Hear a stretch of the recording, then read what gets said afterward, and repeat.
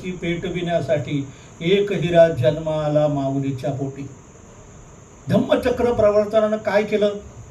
बाबासाहेबांना आयुष्यभर सांगितलं ते तेवढंच पुरेसं होतं. पण बाबासाहेबांनी आमच्या समोर धम्म ठेवला, कारण धम्म ही संस्कृती आहे.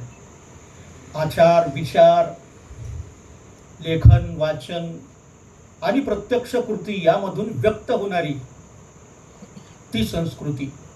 आणि बाबासाहेबाचा मुळात हिंदू धर्माला विरोध नव्हता. अन्यथा बाबासाहेबांनी पहिल्यानं हिंदू धर्म सुधारण्यासाठी चळवळी केल्या नसत्या. ही एक बाब महत्वाची. त्याच्यामुळे आम्ही हिंदूचे द्वेषते नाही हे बाबासाहेब सांगतात. पण आम्ही माणसं आहोत आणि माणसासारखा जगण्याचा आम्हाला अधिकार आहे. या देशाचे आम्ही नागरिक आहोत, या हिंदूचे आम्ही घटक आहोत. 20% यामध्ये आमची संख्या आहे. असं असून सुद्धा आम्हाला पाणी घेता येत नाही, शिक्षण घेता येत नाही, गाव कुसाबाहेर आमची वस्ती, आमचे स्वतंत्र व्यवसाय नाही आहेत, आम्हाला सन्मानजनक जगता येत नाही. याचं कारण ही ब्राह्मणी संस्कृती. आणि बाबासाहेबांनी म्हटले की या देशाचा इतिहास ब्राह्मणी संस्कृती आणि बुद्ध संस्कृतीच्या संघर्षाचा इतिहास आहे. प्रश्न असा आहे की या ब्राह्मणी संस्कृतीनं आमच्या गळ्यामध्ये बांधलेली जी संस्कृती आहे गुलामीची, हीनत्वाची, ही हीनत्वाची संस्कृती त्यागून आम्ही माणसं आहोत आणि माणसासारखा जगण्याचा आम्हाला अधिकार आहे. आणि यासाठी आम्ही संघर्ष केला पाहिजेत. आणि तो संघर्ष उभा करत असताना बाबासाहेब धम्म दीक्षा देतात. कारण धम्म हे मूल्यांतर आहे. धम्मचक्र प्रवर्तन हे मूल्यांतर आहे. मूल्य म्हणजे चांगलं काय, वाईट काय, योग्य काय, अयोग्य काय हे ठरवण्याचे निकष म्हणजे मूल्य.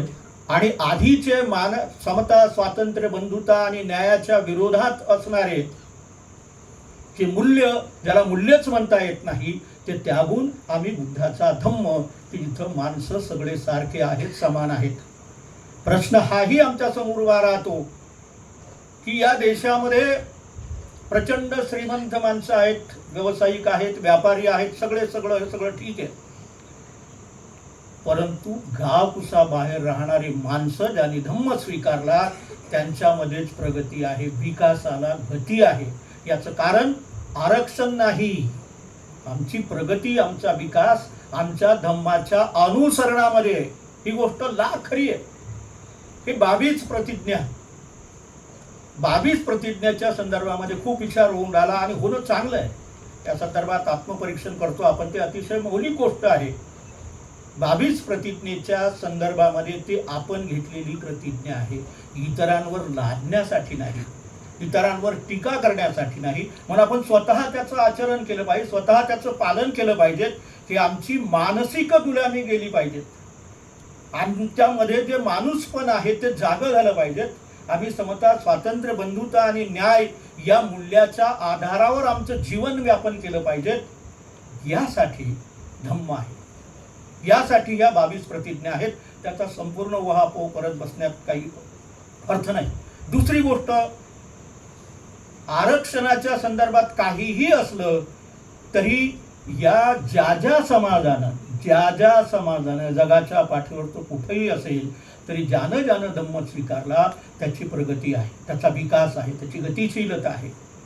बांधवांनो, बुद्ध ही अशी एक गोष्ट आहे, धम्म अशी एक गोष्ट आहे की त्यामुळं माणसाचा सर्वांगीण विकास होतो आणि सर्वांगीण विकासाची समान संधी तो माणसामध्ये निर्माण करतो.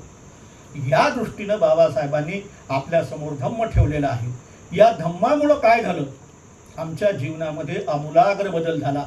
काल लोकांच्या दारात भाकर मागणारा आज कुठलाही अस्पृश्य समाज जो बुद्ध स्वीकारतो तो आजही गेला नाही. एका क्षणात त्याला टाकून दिलं. आम्ही धर्मांतर केलं नाही असं आपण जेव्हा म्हणतो तेव्हा वाघमारे साहेब नेहमीच सांगत असतात की या अमरावतीचा इतिहास नागपूरच्या धम्म दीक्षेनंतर सगळ्यात मोठे दीक्षे समारंभ अमरावतीत झालेत. अगदी भामरगाव पासून तर बटणाऱ्यापर्यंत पहिले दीक्षाभूमी किंवा जिथं दीक्षा दिल्या गेल्या, ही गोष्ट खरी आहे की आम्ही अनुसरणाच्या बाबतीमध्ये एक लक्षात घ्या, कन्व्हर्शन आणि कन्व्हिक्शन ह्या दोन गोष्टी वेगळ्या आहेत. आधी कन्व्हर्शन होते, नंतर कन्व्हिक्शन होते. आंतरिक बदल हा नंतर होतो, त्याच्या अध्ययनानंतर त्याच्या अभ्यासातून तो बदल होतो. आणि हा आमूलाग्र बदल आमच्यामध्ये झालेला आहे, आमूलाग्र बदल झालेला आहे. आम्ही असं पाहतो की 14-16 वर्ष आम्ही नामांतरासाठी लढा दिला. आमच्या हातात असणारी बंदूक आम्ही दुसऱ्यावर उगारली नाही, आमच्या डोक्यात गोळी घातली, पण ज्यानं आमचे घर पेटवलं त्याच्या घर पेटवण्यासाठी आम्ही गेलो नाही. याचं कारण धर्म आहे.